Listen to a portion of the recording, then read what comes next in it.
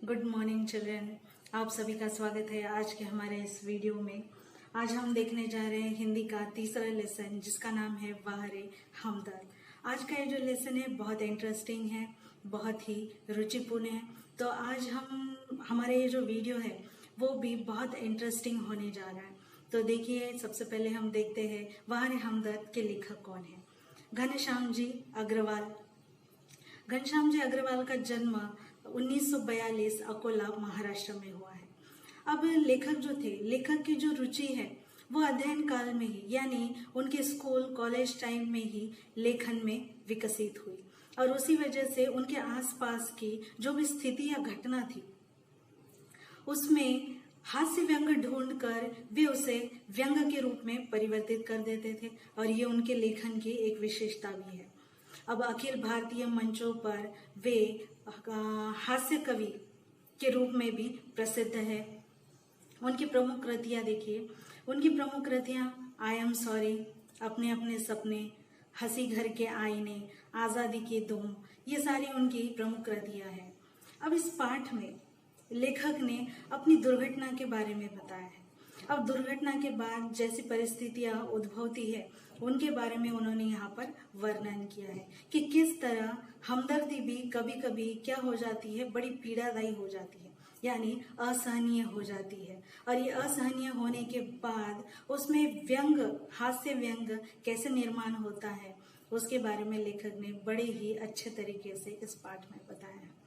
तो चलिए आगे बढ़ते हैं हमारे पाठ की तरफ जिसका नाम है वाह रे हमदर्द।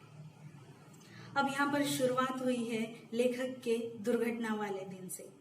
अब ये निबंध है, निबंध की शुरुआत उस दिन से हुई जब लेखक की दुर्घटना हुई थी।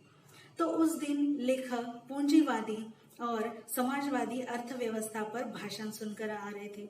अब यहाँ पर देखिए पूंजीवादी शब्द आया है।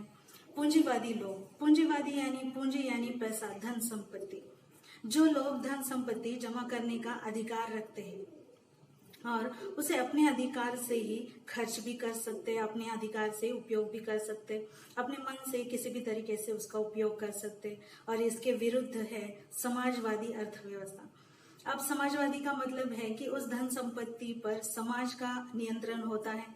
अगर उसे वितरित भी करना है, उसे बांटना भी है, तो उस पर भी समाज का नियंत्रण होता है। अब ये दोनों भी कॉन्सेप्ट, ये दोनों भी चीजें जो है वो विरुद्ध है। तो उस दिन लेखक पूंजीवादी और समाजवादी अर्थव्यवस्था पर भाषण सुनकर आ रहे थे। उन्होंने देखा कि सामने से एक कार है, बड़ी तेजी से आ रही थी।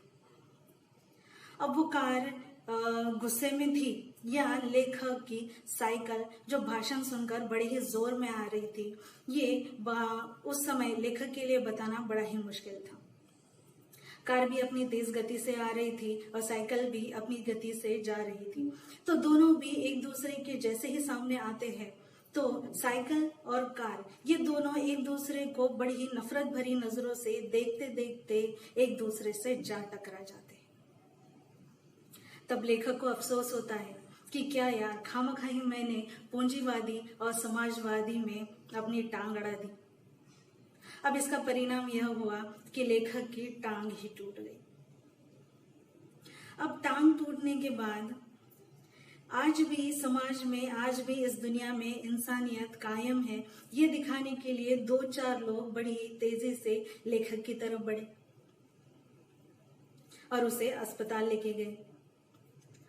अब अगली बार यानी कुछ ही समय बाद जब उनकी आंख खुली तो उन्होंने अपने आप को एक बिस्तर पर पाया। लेखक ने देखा कि उनके इर्द गिर्द कई परिचित और अपरिचित चेहरे खड़े हुए थे और जैसे ही लेखक ने आंख खोली तो उनके सबके चेहरों पर एक उत्सुकता की लहर दौड़ पड़ी। फिर लेखक ने कराहते हुए पूछा कि मैं कहाँ हूं। फिर एक व्यक्ति ने बताया कि आप सार्वजनिक अस्पताल के प्राइवेट वार्ड में हैं, आपका एक्सीडेंट हुआ था, पैर को फ्रैक्चर है, लेकिन घबराने वाली कोई बात नहीं है। अब ये उस इंसान ने, उस व्यक्ति ने इतना तेजी से कहा जैसे मानो वो उस लेखक की आंखें खोलने का ही इंतजार कर रहा था। गड़बड़ी में उसने सब कुछ जैसे का वैसा बता दिया। अब लेखक का ध्यान अपने टांगों की ओर जाता है। लेखक की एक टांग तो अपनी जगह पर सही सलामत थी। जैसे उन्होंने दूसरी टांग की तरफ देखा तो दूसरी टांग एक रेत की थैली के सहारे स्टैंड पर लटकी हुई थी। उसे देखकर लेखक के मन में एक नए मुहावरे का जन्म हुआ, टांग का टूटना यानी कुछ दिन अस्पताल में रहना। अब सार्वजनिक अस्पताल की जैसा ही ख्याल आता है, लेखक कांप उठते हैं, क्योंकि सार्वजनिक अस्पताल या अस्पताल ये शब्द पहले ही बहुत खतरनाक लगता है, और उसके आगे अगर सार्वजनिक शब्द लगा दो तो फिर समझ जाना चाहिए कि हमारा उस भगवान से मिलने का वक्त आ चुका है। लेखक फिर कहते हैं कि ये जो मेरी टांग टूटना है ये सिर्फ एक घटना है, लेकिन सार्वजनिक अस्पताल में भर्ती होना यही मेरे लिए सबसे बड़ी दुर्घटना है। अब लेखक को चिंता सताने लगी थी। लेखक को इस बात की फिक्र थी कि अब ये हमदर्दी जताने वाले उनसे मिलने आएंगे। अब कभी कभी क्या हो जाता है कि मिलने जुलने वाले बहुत अधिक आने लगते हैं, और कभी कभी मरीज को इतना परेशान कर देते हैं कि मरीज का आराम हराम हो जाता है, और उस वक्त मरीज को आराम की सबसे ज्यादा जरूरत होती है।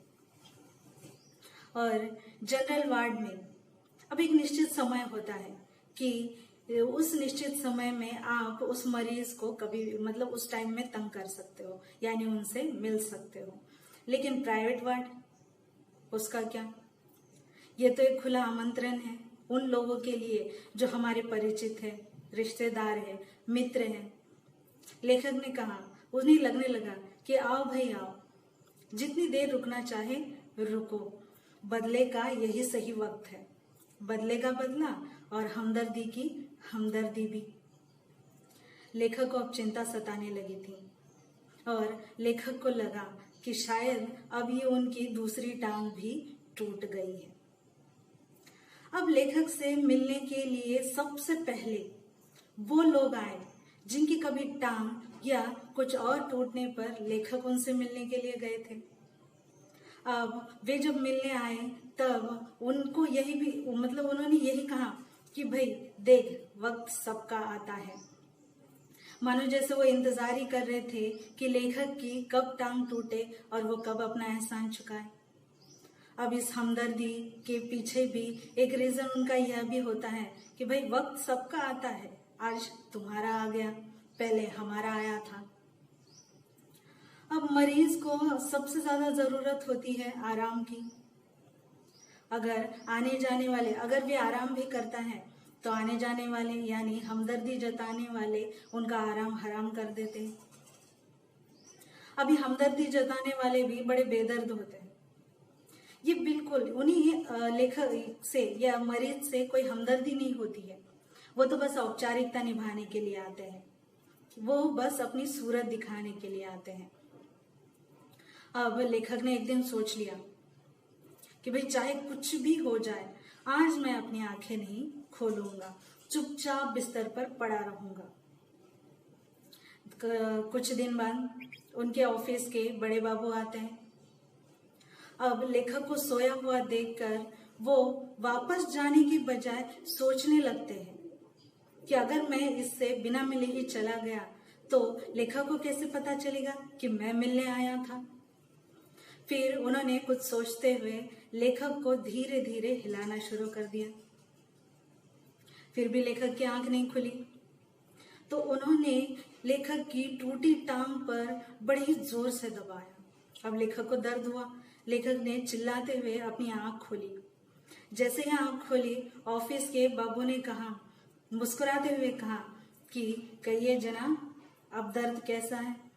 देखो, मैंने पहले ही बोला था कि ये जो हमदर्दी जताने वाले होते हैं ना, ये बड़े बेदर्द होते हैं, क्योंकि खुद ही दर्द देते हैं और खुद ही पूछते हैं कि भाई अब दर्द कैसा है।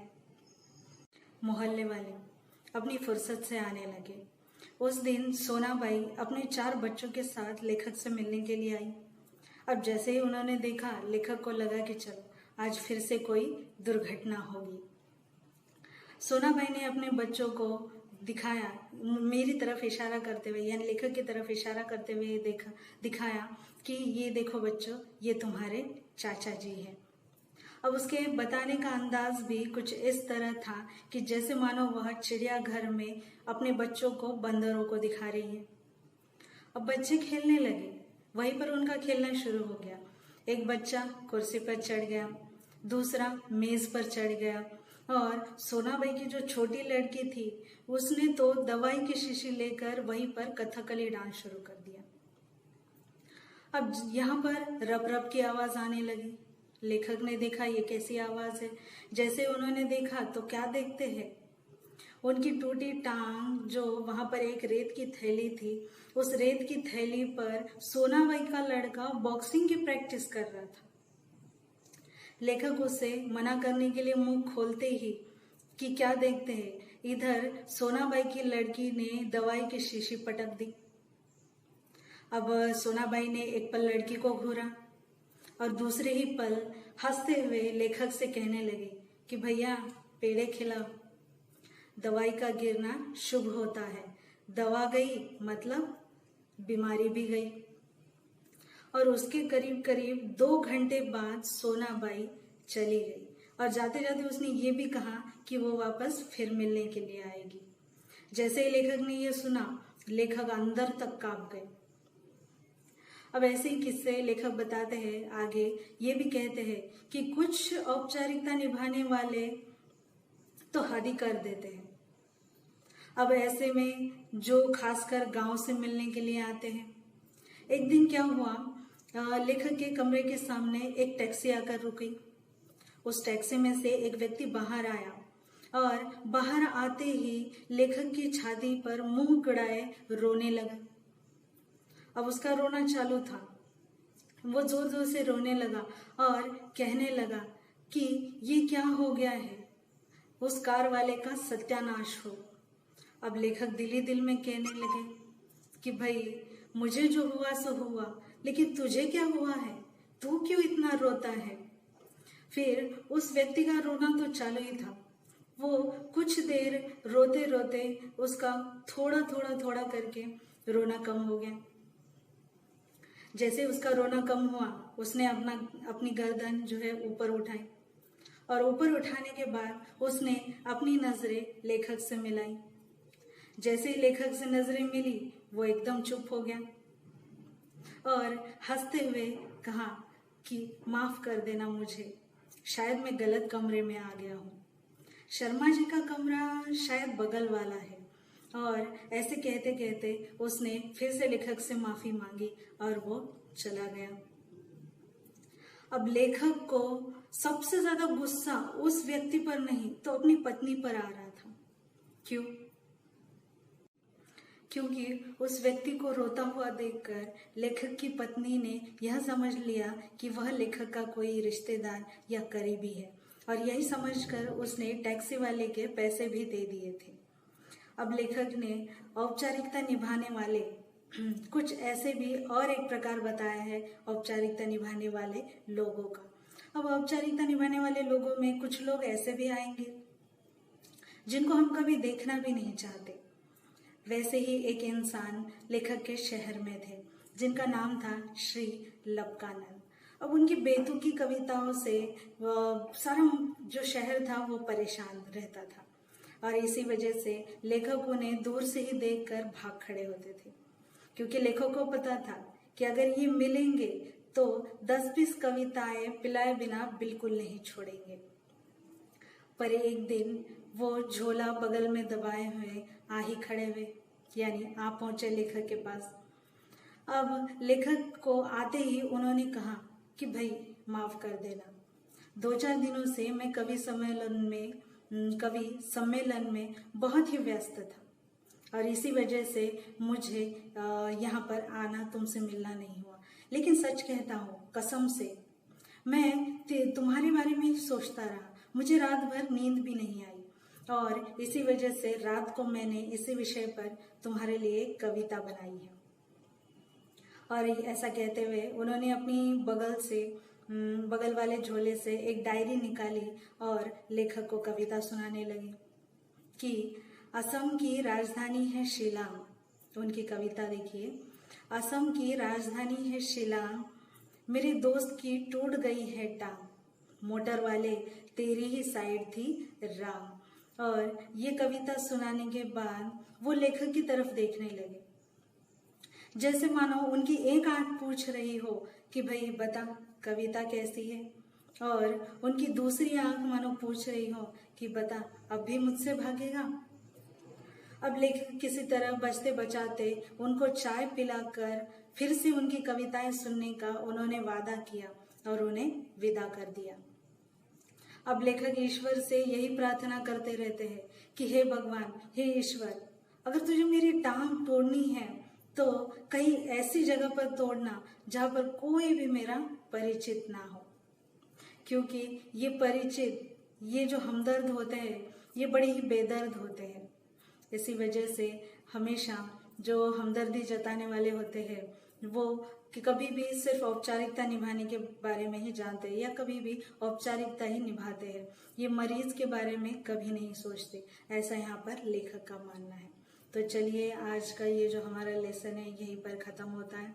आई होप कि आपको सभी को ये पार्ट अच्छा लगा होगा, आपने एंजॉय भी किया होगा। तो फिर से हम अगले वीडियो में मिलेंगे एक नए लेसन के साथ। तब तक के लिए